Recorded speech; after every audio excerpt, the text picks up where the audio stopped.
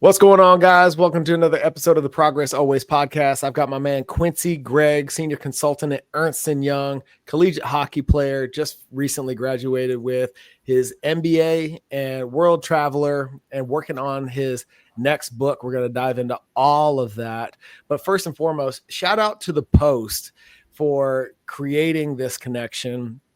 It's a group of high-level athletes turned leader, executive, entrepreneur, you name it, influencers in society. And what I love about the group, and part of the reason that we're having this conversation in the first place, is the service forward mindset that at least everybody I've encountered up to this point has. What are you working on? How can I help you move it forward? What introductions can we make? Let's talk strategy, etc. And it's just been a really, really amazing community ecosystem where everybody's willing to share time, space, energy, and resources to move each other forward. It's really built on the philosophy of the rising tide that raises all boats. So, dude, I'm excited to dive in with you today. Excited to get to know you a little bit more and learn more about what you're working on. So welcome, dude. Thanks for having me. I appreciate it. I'm glad to take the stage with you and dig into whatever, you foresee coming my way, but I'm excited to share my experiences and, my life path and, from athletic, community to work, to travel, to the book I'm working on. I fully believe in being a full person. Yeah. And I'm excited to share with everyone that's tuning in. Yeah, for sure, man. So let's start with your annual solo trip. You just recently came back from a safari. Where else have you been, and where did this trip become your thing? Yeah, a couple of years back, growing up, we always went to the Caribbean.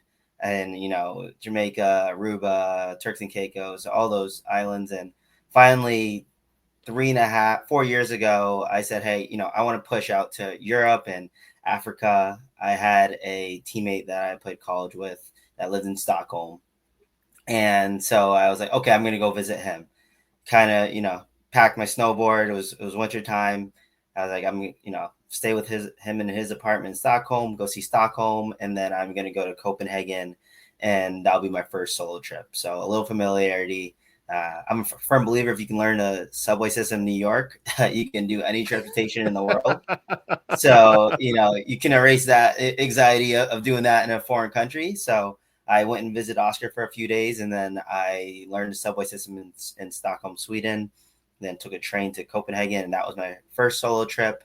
From there, I've done Amsterdam, St. Moritz, Switzerland, which was the Glacier Express, actually. I went from Zermatt to St. Moritz, spent a week in St. Moritz. It was awesome. And then I climbed the Stairway to Heaven in Madeira. That was unbelievable experience in itself. And then finally in Namibia, I went on safari and almost got eaten by 50 baboons in the middle of the canyon. So yeah, wild experience. I'm glad I lived to tell the story. And yeah, I believe in being able to reset your mind and pushing yourself to speak to different people, learn from different people in the world, learn all the cultures in the world. I fully believe in being a full person. And I think if you want to be a leader, you got to understand what the world looks like. You can't just be the person to your left, to your right. There's different cultures, different learning ways. Everyone beats to a different drum. So yeah, don't leave me hanging, man. Tell me the baboon story, bro. Yeah, it was me actually. We were in Namibia, right outside Windhoek, and there's 4 people on my safari car. Ironically, these 2 professional photographers like, we're tired, we're going to stay back. So it's just me and another annual solo traveler. Her name was Bobby. She's actually from New Jersey. She's 75. Her first time really traveling. She said she couldn't wait anymore to live her life. So she was, set across Africa in all different camps traveling. So me and her in the safari car with our guide Emmanuel. And when we came into the campsite where the canyon is, it says watch out for baboons. And I said to Emmanuel, what's going on with the baboon sign? He's like, oh, we have to roll the windows up because they get in the truck, they're going to take everything because they're looking for food. Right. But, baboons and all the animals usually don't come when the humans are around. Actually, most animals, besides lions, obviously in Africa, are scared of humans. Sure. So he was like, it'll be fine. And the canyon's one way in, one way out. And they just had like the most rain they've had in like 10 years in Namibia. So the vegetation's great for the animals.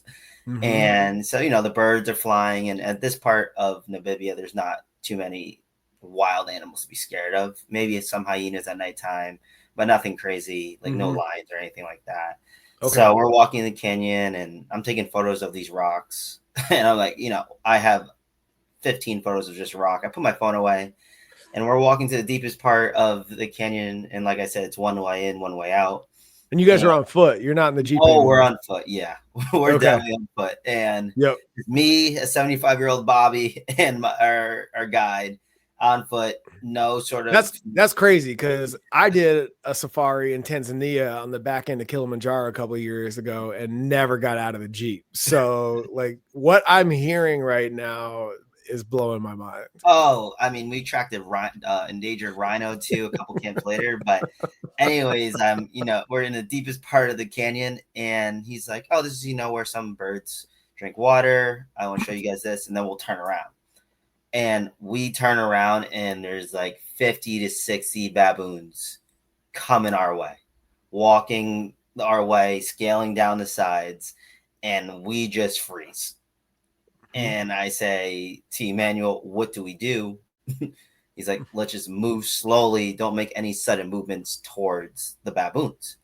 So Bobby, who's 75, is in shock, practically, obviously, like most people would be. Is she in good shape? Is she like the 75-year-old I have in my mind? That's just kind of like she's happy to be here, or is she like in good condition for what you guys are doing? She's in good shape. I mean, we climbed the sand dunes and at Dead Flea, and she made it, halfway up, which is hard. And climbing sand dunes is no joke. But sure, she was definitely in good enough shape to be in this canyon. Okay, so she's proven. Yeah, it wasn't anything too crazy. Yeah, but the aspect of essentially living like a Planet of the Apes real life moment, and.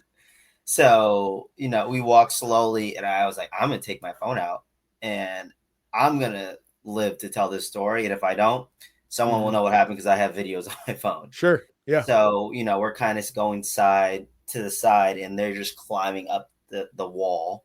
And are they avoiding you? Are they expressing like curiosity? Like they're looking. This is like so national. This is so National Geographic right now. Yeah, they're like looking at us, but avoiding at the same time, but still like, okay, if you make a sudden move, you guys are probably dead scenario because there's so many of them. Super strong animals, obviously. Sure. But, we made it out right by them. Obviously, lived to tell the story, but that was one of my most profound experiences. Holy shit, dude. To say like, wow, this is living. This is their sanctuary. This is not our land, Dude, it's so funny, man. When you get out in nature for real, the narrative that we human beings are above the food chain goes away real quick. Really quickly, like immediately. With space and animals, yeah, you really learn quickly, and it's a humble feeling to know because we're obviously dominant, in a lot of settings, but in nature, that's not so much. It's survival, and we're probably not surviving, against some animals maybe most in Africa at least.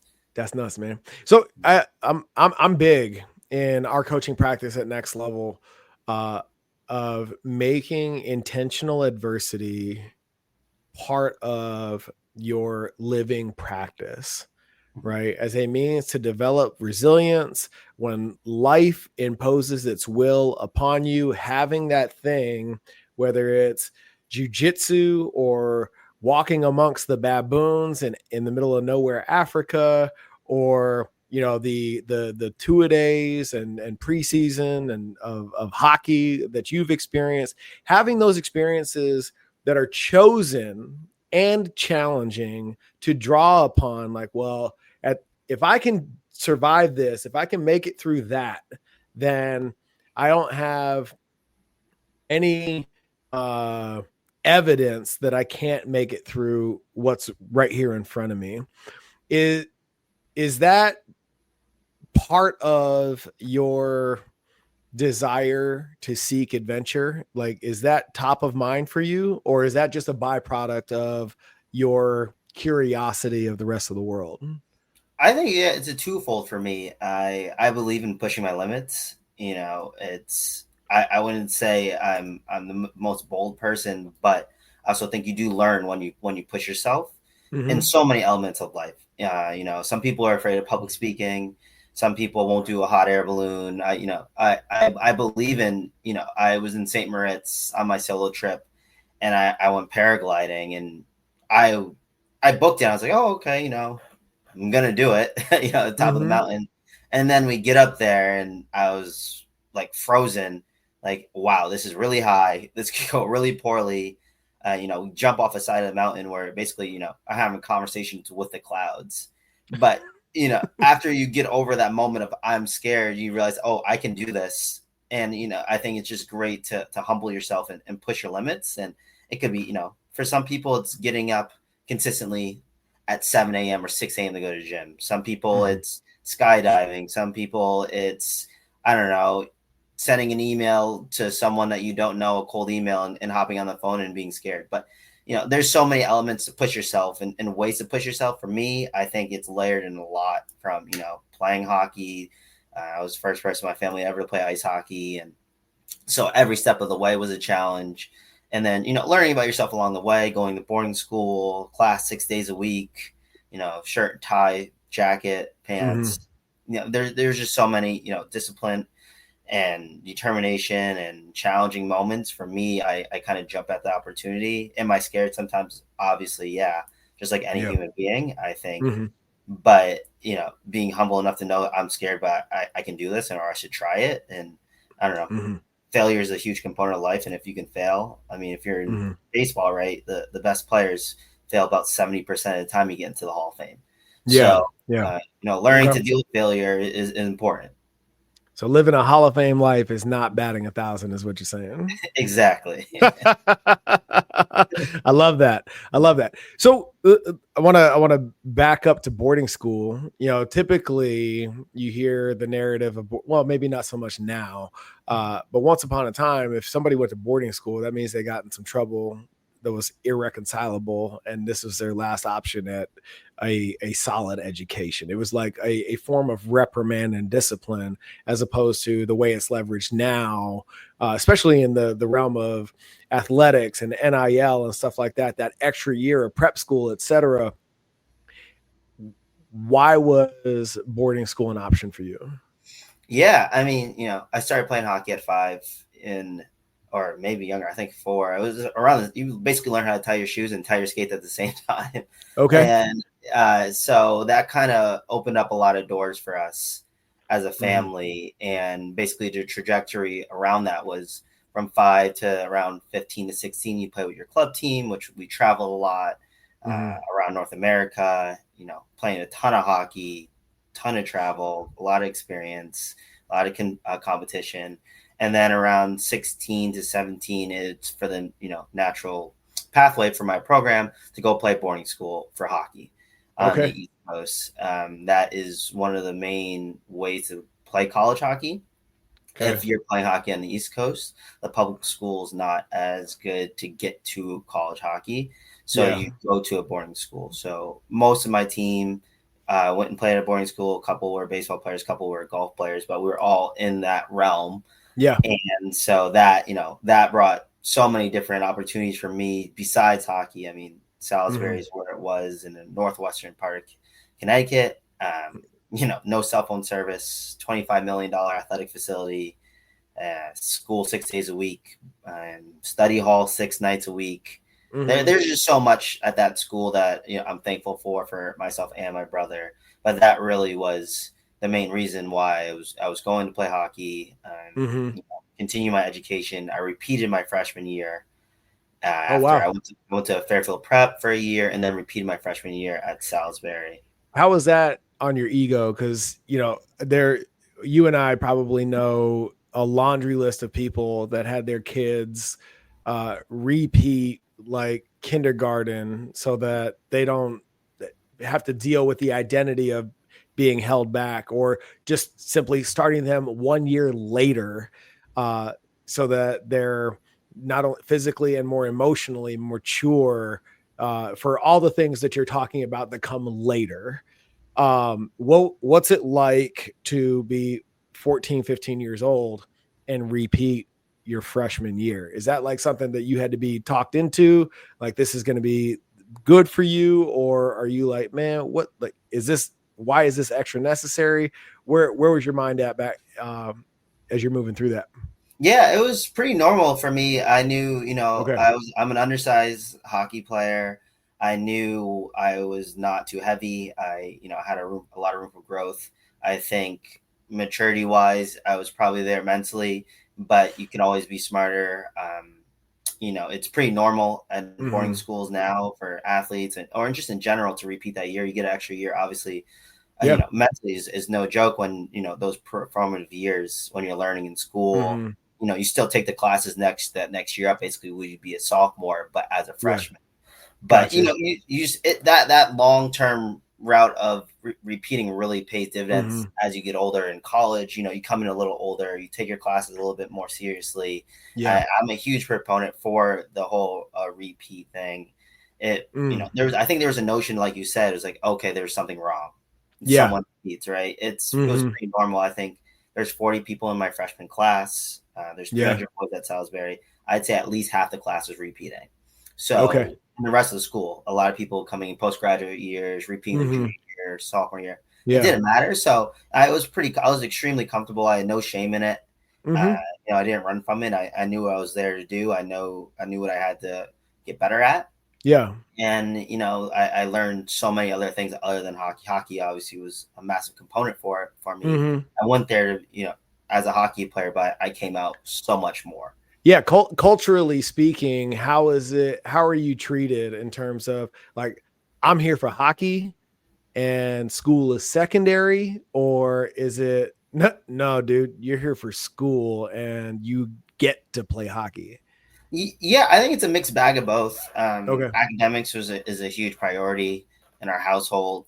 Okay. It was never Tell me something about your that. folks. Yeah, my mom is a judge. She went to Northeastern University in Seton Hall Law. My dad went to Southern Connecticut and works in marketing. Mhm. So it's my grandfather on my mom's side is from Segregated South in Bradenton, Florida.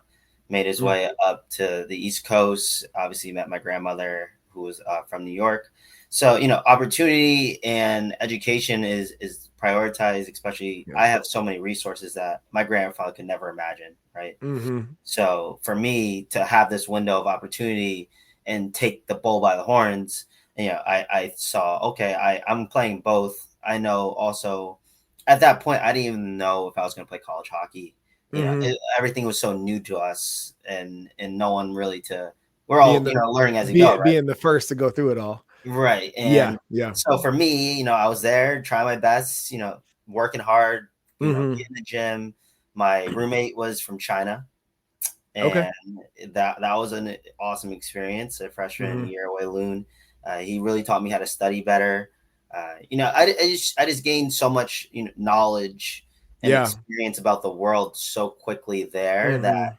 and even hockey wise, right? Like we're talking about at that time, and we were at least my sophomore, junior, and senior year, the best Yeah. team in all boarding school, arguably Mhm. in the country for high Okay. school hockey teams.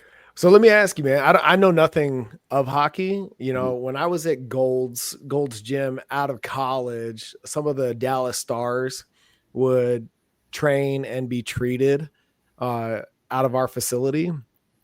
But those are pros. You know what I'm saying? So like, there's an archetype there.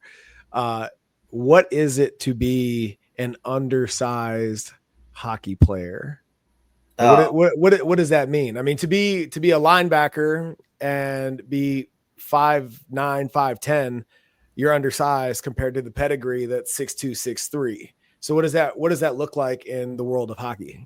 yeah, I mean, if you comparison, maybe like a Jalen Waddle slot receiver, like a tiny guy in a slot, right? For Okay. undersized hockey player, like I'm 5'8" right now, like 177. I Mm-hmm. think when I walked into Salisbury my freshman year, I was probably 5'5", 130. Oh shit. Um, Okay. yeah, and then the biggest kid, at least my sophomore year, some of them were 6'4", Okay. 200, like some Mm-hmm. heavy guys. I mean, it was Yeah. painful. It was, there's things I had to learn, a lot of film. I had to watch a lot of reps in practice. I honestly used to be terrified, but Coach Mm-hmm. Will, or Andrew Will, who's the head coach at Salisbury, Mm-hmm. I give him a lot of credit for my hockey career as well as my youth hockey coaches, Mm-hmm. and in particular, this guy Marvin Minkler, who kind of took me from again, we didn't know anything, so Mm-hmm. I was like, "Mommy, I want to play hockey." And we were at Stanford Twin Rinks around the corner from our house. There's an East rink and a West rink, and we signed up to learn how to skate. And every Friday there'd be a test, and I'd pass the test every Friday.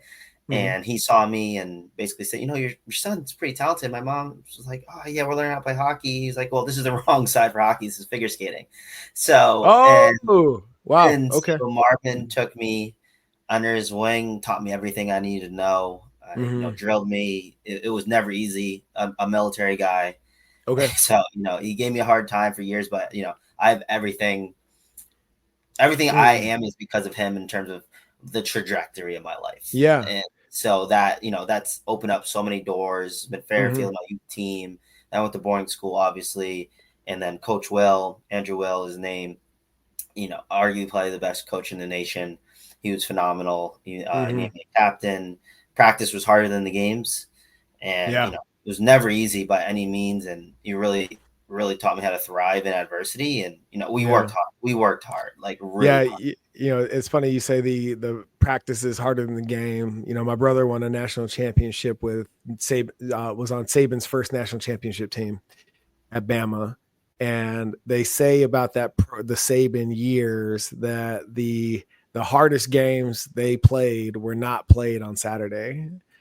It was Tuesdays I believe when the it. I mean, one we were one working ones hard. on ones, so Yeah, that the best preparation, and that's something that when you talk about training in the Marine Corps, it's taken very seriously. It's relentless. If you mess up, you're going to do it again, and you treat all of those training scenarios with the same mindset and intensity as a real combat environment. And when it comes to preparation for game time, your success is predicated on your preparation. So that's awesome.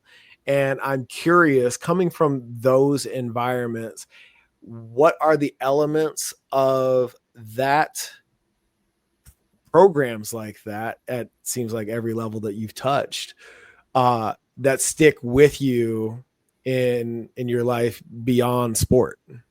yeah. I mean, the boarding school schedule is intense, and Mm-hmm. that one really helped me with getting my MBA and working at UI full time, Yep. because the structure behind, first of all, you have to play a sport every season at Salisbury, so that Oh, okay. you learn to play other sports, you play with other kids, you compete at all levels. I could be Mm-hmm. on the JV team in soccer, or thirds, which is below JV, but you're still competing. You're Yep. exercising, right? So you have structure all day. So Yes. in particular in hockey season or prior to hockey season, we were probably on the turf at 5:30 a.m. running sprints, doing conditioning, shower, breakfast, class all day till 3:30. And Mm-hmm. then you go to practice for whatever sport that is in the fall. Then Yep. you go to dinner with all your friends. Then you go to study hall. And then Yeah. from 7:30 to 9:30, they cut the Wi-Fi out for an entire study hall, and then the Wi-Fi comes back on at 9:30 to 10:15 at that time. And Oh, then wow. my freshman sophomore year, lights were out at 10:30, and then cut the Wi-Fi back off. So Yeah. it was very structured, and that was Sure. 6 days a week. Wednesday and Saturdays were half days for sports, but we still had study hall at Yeah. that time. And then Saturday afternoon and night we had off, and then Sunday night we had study hall. So So this is crazy, man. I'm cutting you off on purpose because I was literally just having this conversation today with regards to discipline. in that a lot of the coaching that we do involves bringing people back to some semblance of what you just described, right? As athletes, as veterans, so much of your greatness is tied to those obligations that you just described, right? Be here at this time. Your performance is part of your accountability to this team, to this coach, to this program, to this institution. And then you graduate or you retire or you're discharged, and all that was mandatory becomes optional. How I'm so curious for you because you're not far removed from it as I am. How have you managed to keep that part of your life? Yeah, I mean, I think I'm wired that way. I think it's been, since age 5, right? Some people just Mhm. tick differently, and I think Mhm. I'm a punctual driven person by nature, thankfully. Mhm. But routine is good for any human being, I Sure. believe. And we all need routine. When you're out of routine, that's when you can kind of lose yourself, I think. Mhm. But for me personally, I I take it very seriously, but I know what I need to do. And I also firmly believe, like, when you're playing sports, it's easy because your coach is keeping you accountable. Mhm. Like, but when you leave, and even in my college schedule was easier than my boarding school schedule because it's like 2 classes Yeah. a day, maybe 3 classes, practice, and that's it. Yeah. Sweet.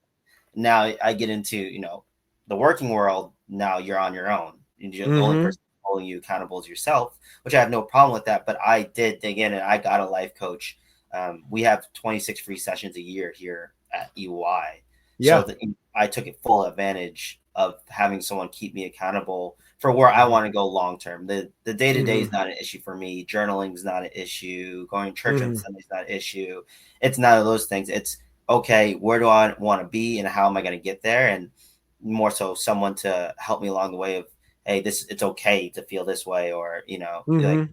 a lot of things I deal with is I look at people, I'm like, I want to be them. But sometimes to circle back, I'm like, oh, they're 15 years out of, college and I'm only 5. So, but Yeah. that's the thing that I have to rein in a lot is, Mm. it's more so in my schedule than anything, because if you just tell me I got to wake up at 6 o'clock every day to get somewhere Yeah. 10 years down the line, I'm like, okay, no problem.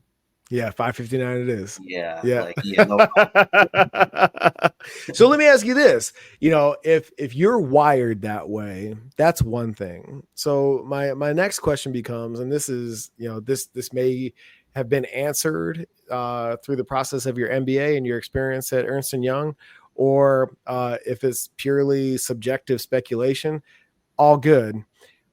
When it's over, why is there a subsection of your peer group, our peer group, that run away from all that routine or lead ourselves to believe that that's not, at the very least, part of the equation for why we were so great at one time, and fail to transmute those same behaviors into whatever comes in the next season? I think, one could be burnout. A lot of parents burn their kids out, and Mm-hmm. they might not even love that sport itself, but they kind of were forced into it. And next thing you know, it becomes their whole identity. And Mm-hmm. that kind of brings me to the second point. When it's your sole identity, and that identity officially, that book closes, and people Mm-hmm. don't know what to do, where to go. Were you volunteering when you were playing sport? Like, what else did you do that made you the person you are, right? And that's where I think some people run from it. And that just notion of accountability, responsibility, when someone's telling you what to do for so long, and next thing you know, like, it's a switch. I mean, even when I graduated, it was so quick because they pulled the plug on us in the pandemic. It was like Yep. I was at school, we were practicing, we're doing everything. Next thing you know, I'm at home, and we're like on basically Zoom University, and like the Mhm. school's trying to figure out how to teach kids. And it was just such a turbulent time. Yeah. But I think, yeah, I mean, just you got to have a lot of components to you, I think, as an Mhm. athlete. And Yeah. Where do you think, we'll call it the system, where do you think the system, because I have ideas on this from the perspective of transitioning veterans, but I'm curious as from an athlete's perspective, where do you think the system can be better at giving athletes foresight without, like, they say, in the prime of your athletic career, you don't want a plan B. You can't be fully engaged and play at your best if you already have one foot out the door. So without the slippery slope that is, how does the system, coaches, athletic departments, academic advisors, et cetera, or even your your employer, how do they help you with that transition so you retain all the things that served you without abandoning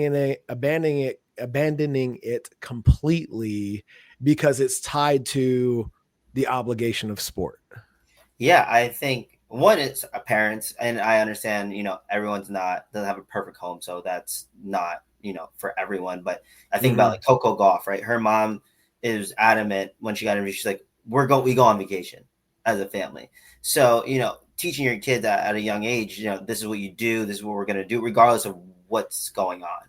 You Okay. could be the best in the world, but we're still gonna go on vacation as a family. And you see it through her social media channels. Like, she spent a lot of time with her family and getting away from the sport itself. Mm-hmm. So I think, that's my first thing. And then two, understanding who you are, like spending time with yourself. And that's why I believe my solo trips, because it's just me. So if I don't want to talk to anyone, I'm not going to talk to anyone. But if I want to talk to someone, I have to meet someone I don't know and engage in conversation and understand where they're coming from. And, those are key components. And that's why, again, travel is a luxury.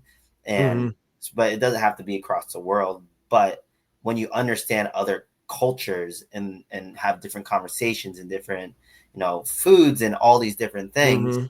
it really brings it all together. When, when you hit that brick wall, you kind of know who you are, at least a little bit, to figure it out and just hold Yeah. yourself accountable, right? I mean, like, my firm has over 350,000 employees. Yep. So you can get easily isolated. No doubt Sure. about it. No doubt Mm-hmm. about it. It's just a matter of, what you put into it. And Mm-hmm. it's sometimes it is a sink or swim scenario. It's not a perfect world. And Yeah. it's a matter, if you're sinking, are you going to choose to swim, or are you just going to let it Mm-hmm. pass by? Does your curiosity in part come from, just acknowledging the elephant in the room, your education track, choosing hockey as your sport? I can only imagine, like, being an officer of Marines, you spent quite a bit of time being the only in the room. Like, is that something that you're did you ever become when did you become conscious of that dynamic, and how have you leveraged it to serve you in becoming the man that you are?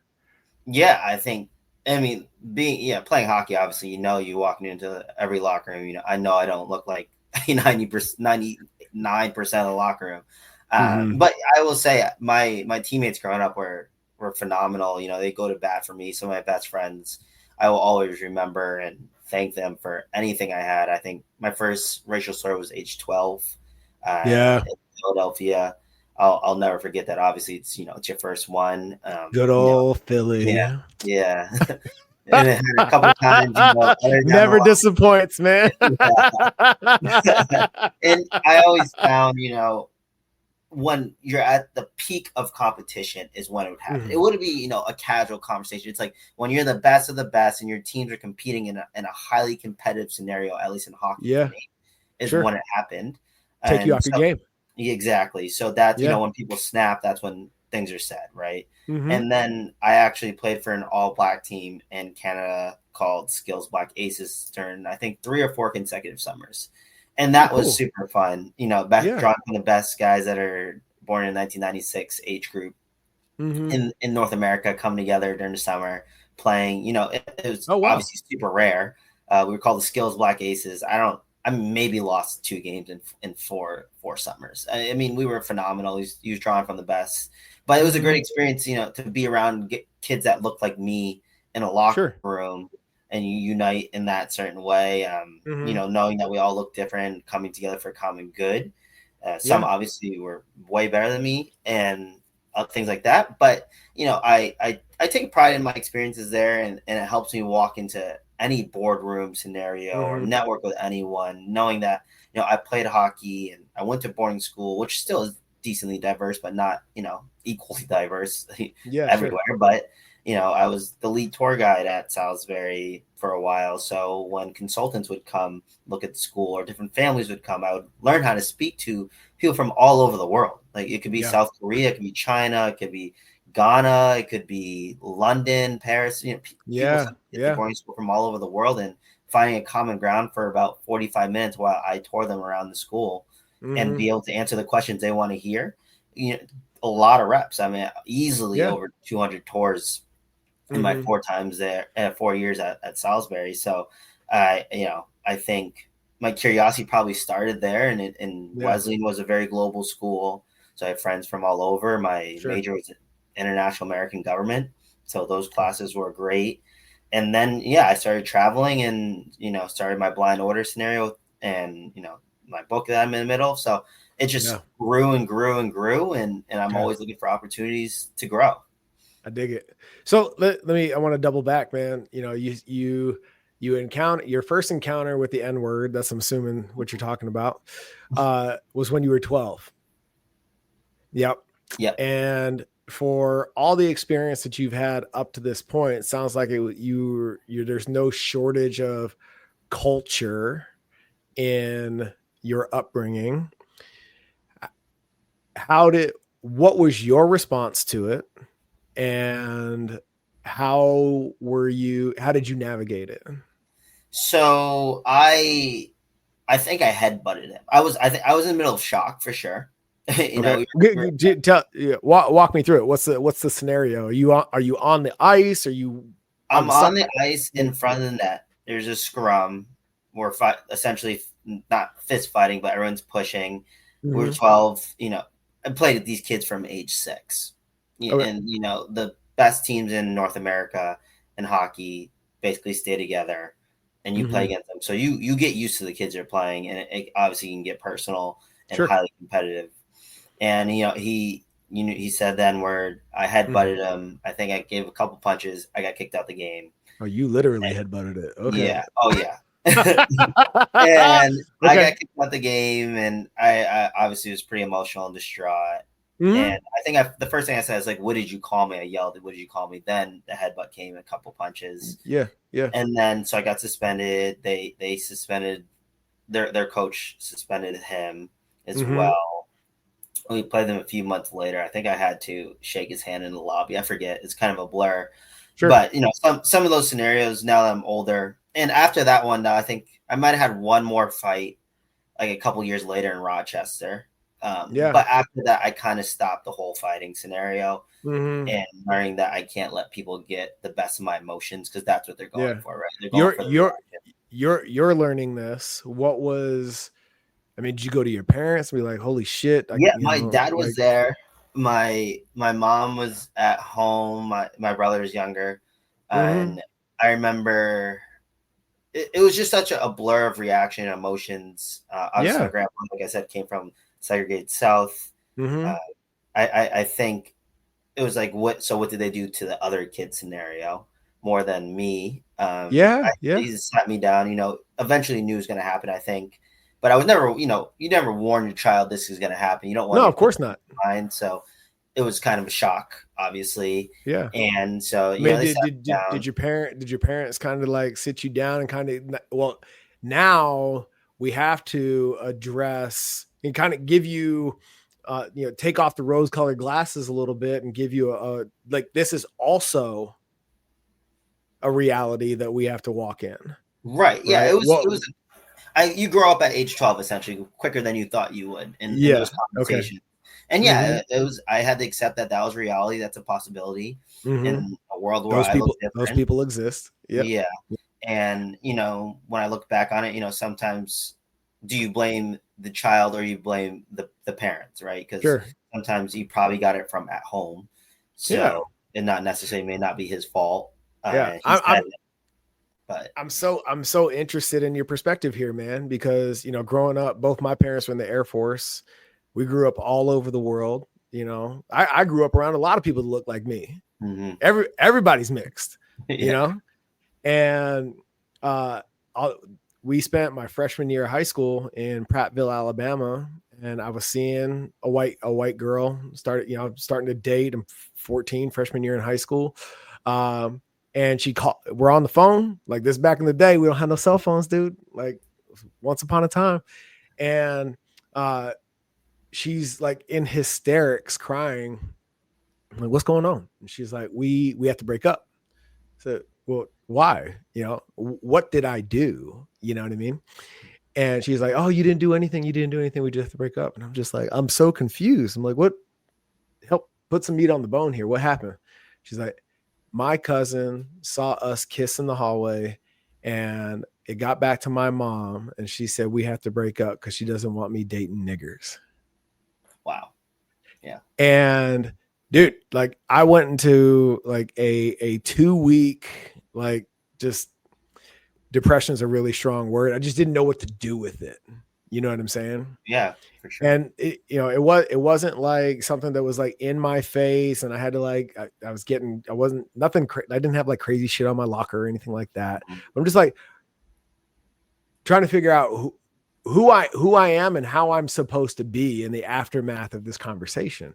And my parents are very intuitive in that regard, and they call me out of my bedroom. I would just like come home and I would just like be by myself trying to sort this shit out. And my mom's white, my dad's black. It's like, hey, here are all the things that are also true in the world, and here are all the things that we wish were, and these are also realities. And you put it very beautifully, man. Like you grew up a lot faster than you thought you would. And that happened to me my freshman year of high school, and I'm grateful for my parents for walking me through and really holding my hand through that experience. Because it's confusing, Yeah. It's super confusing. It's a shock, obviously. Mm-hmm. And there's no one way to go around it. Sure. Every situation's different. Mm-hmm. Every child's different. Everyone responds differently. I think I kind of brushed it off. I mean, it was like, okay, this happened. I was upset in the moment. Mm-hmm. You gotta go back. I mean, you're 12 years old, right? I'm playing Little League.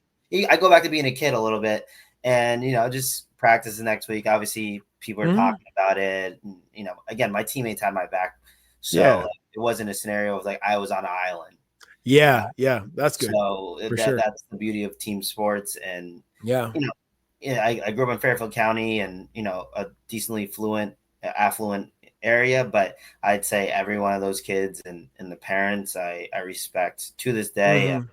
Pick up the phone and call any of my parents or friends' dads or moms and stuff. But yeah, I mean, it's competing.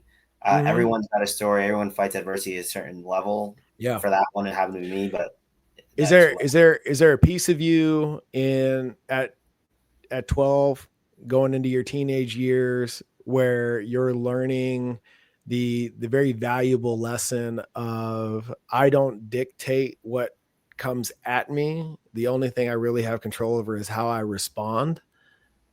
Is that what I can tell that that's part of who you are now. When did that become part of your consciousness? Probably around 16 or 17. When you really start to form, like who you are and start to understand a little bit more education wise. I mean, I think when you pull back, I think I was in 7th grade when Barack Obama was elected president, right? That was the first like, oh my gosh, anything is basically possible now, right? Yeah. And the hurdles he dealt with, regardless of the political party you stand for, he dealt with things that people will never deal with or can understand. Right. And I read his book when I was younger. That's fair. And so, as you're growing up, things happen and scenarios like that. Unfortunately, at 12, it happened for me. But I think also, you learn fighting back in certain ends in almost all situations is not, the answer for you. Yeah. Obviously, you want to get over on that person, feel like they didn't get over on you, but Mm-hmm. learning to be stone cold, even keeled through it all. Yeah. Yeah, I think it helps me to this day. Like a no doesn't, hurt me if someone, doesn't answer a LinkedIn message or, something doesn't go my way. It's like learn, okay, I just keep chipping away. Like it's Mm-hmm. okay. I face adversity. I'm built for this. Yeah. Those who give up are the ones that get left behind anyway. Mm-hmm. So let's just keep moving forward. Mm-hmm. Mhm. I love it, man. I love it. So bringing it back to team sports and then your solo trip, for somebody who grew up with such a tribe, a village around him to facilitate your success. I love the fact that it's not a mystery to you that is a very significant component of who you've become. Where does the mm,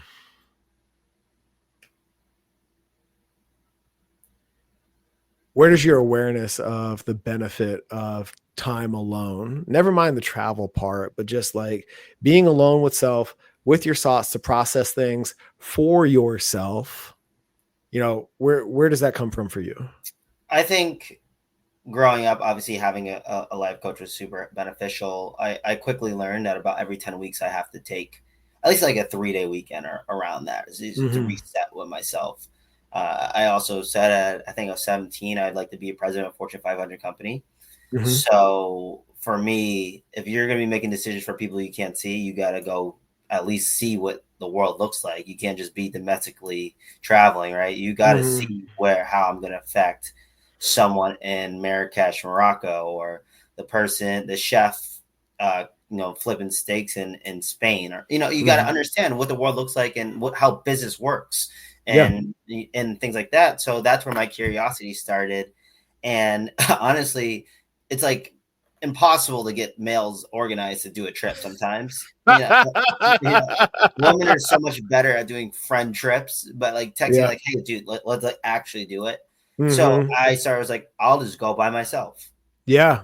Okay. and whatever. Like I don't need anyone to Mm-hmm. fulfill me for happiness. Yeah. Like people help, obviously. I have a ton of friends. I'm Mm-hmm. extremely extroverted, but I don't need someone to fulfill Mm-hmm. me while traveling.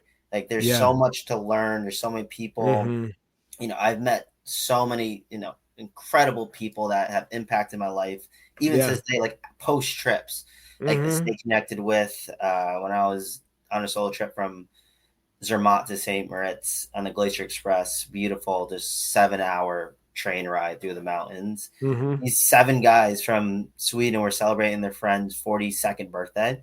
Mm-hmm. And I just became friends with them because there was like two seaters and one had to sit across from me.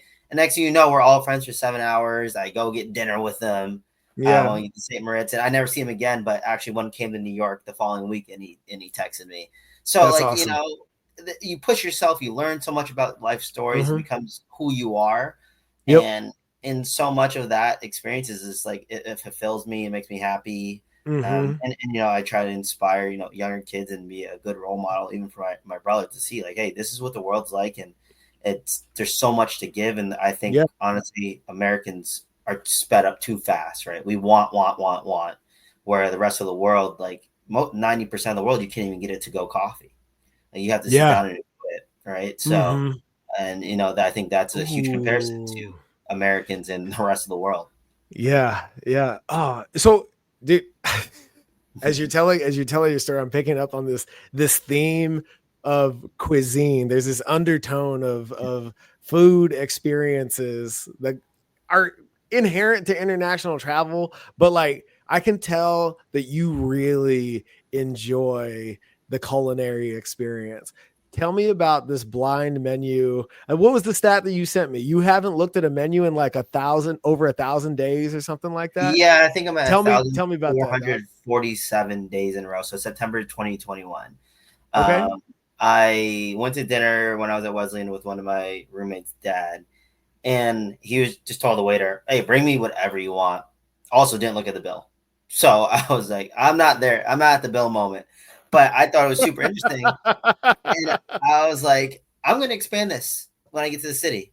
I'm moving. I have, have a job. I'm going to New York. And Mhm. ever since I sit down, I tell the wait staff, bring me whatever you'd like. I have no food allergies.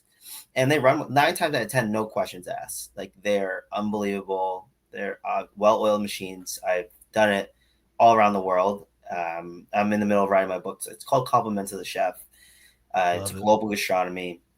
I named it Compliments of the Chef is because often when I'm dining by myself, especially in Europe, Mhm. and especially solo travels, right?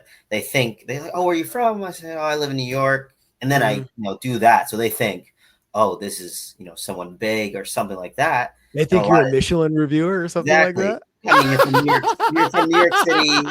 It's pretty rare people do this, right? Wow. So Yeah. they bring dishes as like compliments of the chef, and it happens a ton. Please tell me that this blind menu shit isn't getting you free food all over the world. Oh, Is that what you're telling me? yeah, I haven't had a fully paid for meal, but I definitely had meals where half of it's taken off because of the chef thinking or the wait staff, Yeah.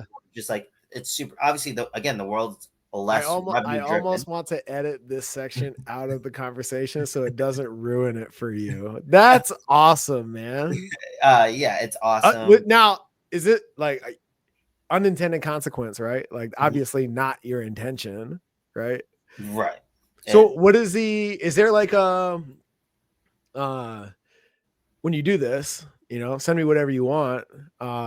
Is there something that hits your table more often than not? Is it like a steak item? Like what is there like a theme in the chef world that it's like if you get this order, this is what we're gonna serve, or is it different everywhere you go? It's in New York City. I've the most blind orders I've gotten Mm-hmm. as one food item is the lamb chops. That is the Really? that is the one that comes out not all the time, but it's easily over 20 times I've had lamb chops. Yeah. The world, it's that you depends what culture, and Marrakesh is different from Madrid, and Madrid is Mm-hmm. different from Paris, and so the culture aspect Yeah. is different. A lot sometimes they'll give me a traditional food, Mm-hmm.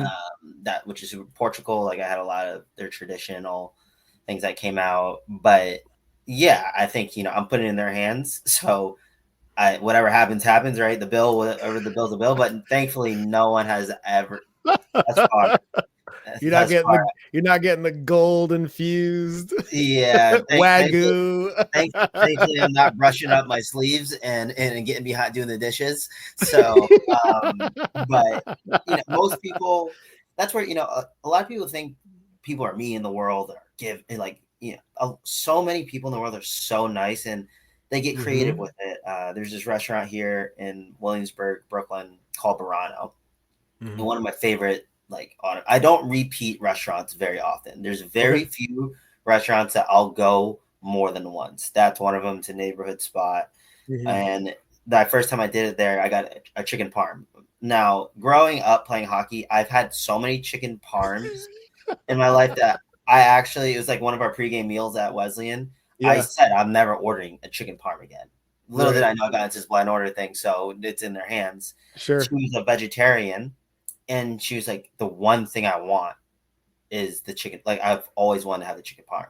So Mm-hmm. that's what she brought out to me. So I've had some cool stories about people. I had a lady in Lisbon, Leonetta, who's called his restaurant. I didn't want to go to dinner, but I was like, I'll go. Sat Mm-hmm. there by myself. Awesome experience. I was her last meal Mm-hmm. before she was starting her own business, and she Oh kind of wow. started tearing up and was like, I've never had someone do this for me, but thank you so much. This is my last one. Yes. I haven't got money for years to go out and start my own business. I think it was a clothing business, but so you get the authentic experience from Mm-hmm. some people of, hey, this is what I want, and it can bring so much happiness in a small moment, right? Yeah. Maybe they go home, they tell someone this happened, maybe nothing happens out of it, Mm-hmm. maybe they tell the chef to do it, but it's a good experience in the world. Yeah. Hopefully, if you're fortunate enough, there's two things people convene around is food and drink. You have to do Yeah. both every day. Mhm. hopefully, if you're fortunate enough. But Yeah. so that's why the blind order is perfect to connect with different types of people, Yeah. different experiences, different cultures. You touched on something and I want to dive in, man. Like, do you have an appreciation for these moments? Like, I I mean, love them. obviously, like the experience, right? But I think this is often overlooked when people are kind of stuck in over analysis of their existence, right? Um, the what comes to mind is when we summited Kilimanjaro, and that moment, it's not a prolonged experience, but the story of that moment, standing above the clouds and the glaciers and all, the journey to it, is something that I'll talk about and cherish for the rest of my life. And I have so many moments that are stories worth telling. I think that I don't think I'm wrong when I feel like people project themselves to the moment and they're just like, well, fuck, it's only a couple of minutes, so they don't do things. Oh, 1000%. People are scared to live their lives. I think a lot of people, let things hold them back. But for me, it's funny. Like all my friends are basically turning 30 next year, including Mm-hmm. myself.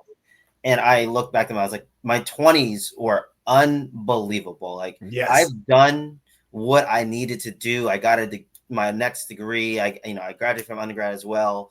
I Mm-hmm. traveled the world. I've done every year. I try to up my game, like do something outside of my comfort zone that I could say like, hey, I'm living, right? If someone was like, Mm-hmm. okay, tomorrow it's all over, would did Quincy have a good time?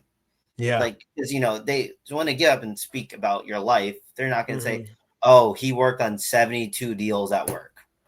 Like that should not be the essence of what someone speaks about. It should be like how Mm-hmm. you're impacting people, how you're, type of friend, family member you are, what are you doing for others. So for me, I jump at the opportunity to have these experiences.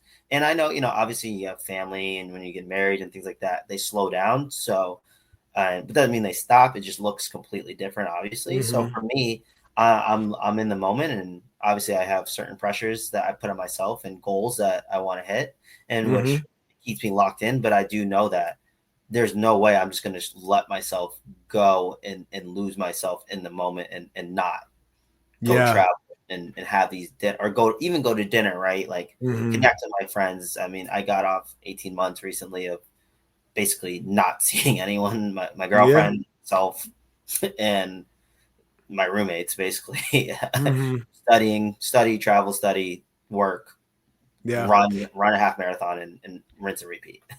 I love the fact that you are so driven and have seemed to have cracked the code of not leaving yourself behind in the process.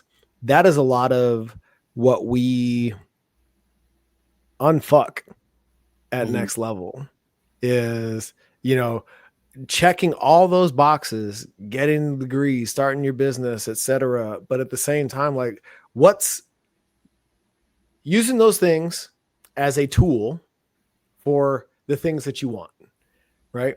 And never losing sight of who you are and what it is you want. And there, if you when you start putting the accolades and the credentials, and I'm guilty of it, and I've done this work, and that's how I got here, and that's why we're having this conversation. Uh, when you put the credentials and the accolades and the career aspirations in front of your heart's desires, when you start ignoring your gut and your heart and you let your brain come over the top and sabotage it all, it makes for a very lackluster experience and it takes you out of alignment. So, like, I am honored to have this conversation with you, man. And like, I don't know if you really appreciate yet, not to be an ageist or anything like that, or I don't want to come across as if I'm talking down to you from a future place, but dude, like, cherish this moment because you are so far ahead of the game, and it is awesome to hear and experience the time and space with you. And I really hope that people who listen to this conversation latch on to the knowledge that you're dropping, brother, because it's not just profound, it's doable. Yeah, I mean, I think anything is doable if you put your mind to it, right? Like some people have Mm-hmm. more resources than others. Second, thank you. I greatly appreciate it. I always say, my name's attached just certain accolades, but there's so many people that their name is invisible on that accolade that contribute to my life. And and that's a key component for me, right? Like never forgetting who helped me. And some guy basically gave me a chance out of college. I was Mm-hmm. networking and gave me a chance and set me down a path of where I am today. By no means am I complacent where I am. I'm very thankful to be where I am currently, but I know I have a lot of work left to do. But my goal is to impact others and be one for others, Yeah. that whether I see them or not, and hopefully to infuse that into so many people. And that's why I want to run a corporation, because Yeah. you could be great and still be a good person. Are there Mm-hmm. honest, tough conversations you have to have? Yes. Yeah. Mm-hmm. Will I run from that? No. But Mm-hmm. you still can be a good leader and Yeah. a good person. Like it doesn't have to be, oh, I'm super successful, I'm super rich, so now all of a sudden I can tell someone that they're doing a terrible job and not feel bad. Like Yeah. that should not sit well with you, and that you should never want someone to feel that way. So Right. that's kind of what I'm set on. And again, do travel and friends, and Mm-hmm. even, I mean, I push people to do anything, like go see a play by yourself. It doesn't have to Yeah. be some grand gesture, right? Go to the movies by yourself. It Mm-hmm. doesn't have to be over complicated, but learning to sit with yourself, you got to love yourself before you can love anything else. So, Yeah. and I if love it, you dude. don't, you start reaching. So that's kind of my essence in my whole mission. I dig it, man. Yeah. Where can my audience find you, support you, glean knowledge from you, man? Learn the Yeah. ways of Q. LinkedIn, message me. I always said I was in a position when I was a senior in college. I was messaging people on LinkedIn, and even the people that answered me, I was so thankful, whether I got anything from them or not, to take the Mm-hmm. time. That I always said I will answer people that network with me, whether I can help them along the way, or even just share some knowledge, or I believe strictly in mentorship. I meet with more than people that I could ever say on this call. Yeah. But I believe in mentorship. You never know everything. Be a sponge Yeah. is both ways, right? You can always Yep. learn something from your mentor. Your mentor can always learn something from you. And yeah, just being a faithful person and humble, and one for others. That's awesome, man. I appreciate you, brother. Thank you very much. I appreciate you. Yeah, man. Thanks for having me. Yeah. For everybody out there, reach out to Q. Quincy. Does anybody ever you go by Q at all? I go by, yeah. That's how you can Okay. tell like who my friends are, like the workplace Quincy. But like that's how you can tell Cool. who's who. Yeah. Well, dude, I consider you a friend. I'm glad to know you. Are you going to be in Austin in October? I won't be in Austin for this one. Okay. Okay. We'll I'll do it. be at a football game actually. Cool. We'll share time and space Okay. in not in the not too distant future, man. I'm excited to get to know you more. For everybody out there listening, if you're interested in becoming the fittest leader through integrity, courage, and ownership, head over to nextlevelvillage.com and we can start that conversation. Until next time, progress always.